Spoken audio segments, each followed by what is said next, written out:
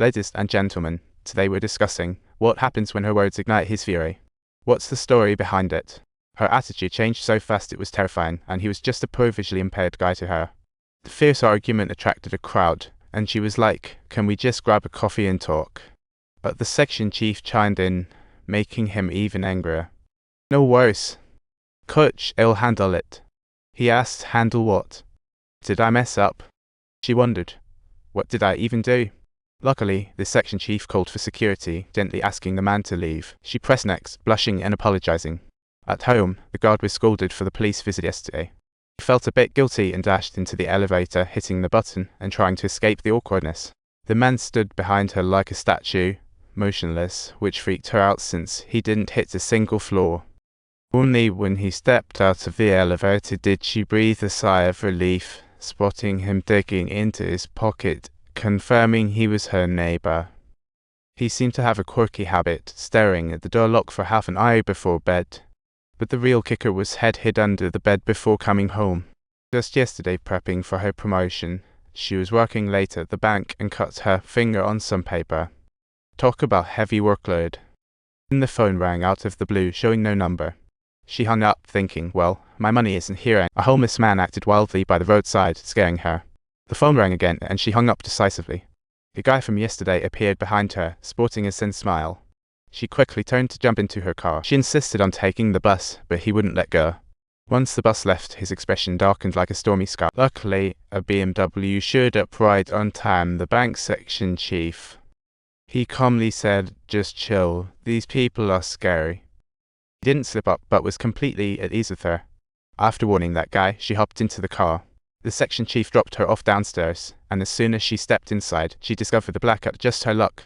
Still confused, she was startled by a door knock and, looking through the peephole, her eyes filled with fear. "In Chenyo, you left your laptop in the car." She crept closer to the peephole, finding out it was the section chief. She opened the door and quickly apologized. Noticing the blackout, the section chief offered to help check it out.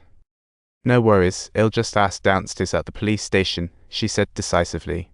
The section chief found the circuit breaker had tripped and nudged it, restoring power. However, upon seeing men's underwear hanging around, the awkwardness level hit the roof. She wanted to wash her hands in the bathroom, but then noticed the toilet seat was up. "Oh boy, that's a headline." She felt uneasy but let the section chief have his space. It wasn't until he washed his hands that she suddenly realized the problem. "Section chief, how did you know?" she asked, puzzled.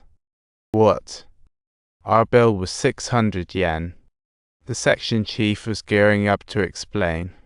But she dashed from the room without a care, her dismissive expression saying everything. After waiting forever downstairs, the police finally showed up. The chief accompanied them to avoid future trouble. She started doubting that the section chief was a stalker, not entirely convinced, but gave the police her door code.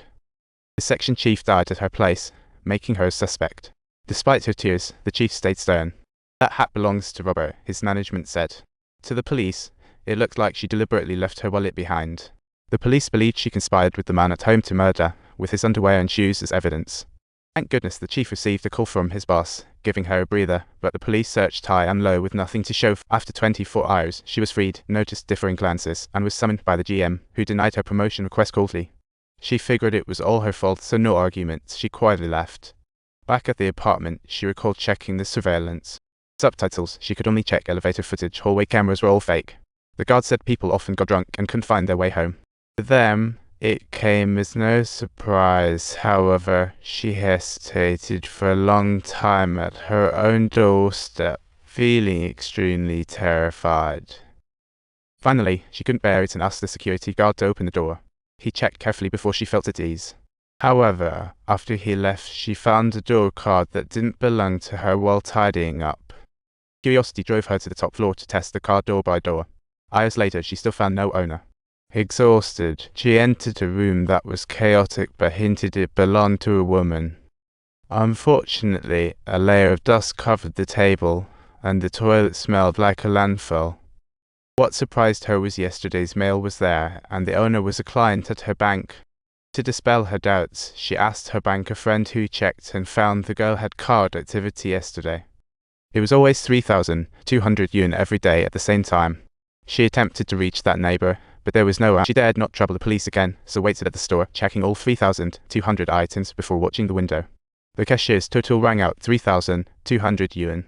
The girl had a mask on, and the timing matched perfectly. This led to some truly mind-boggling situations.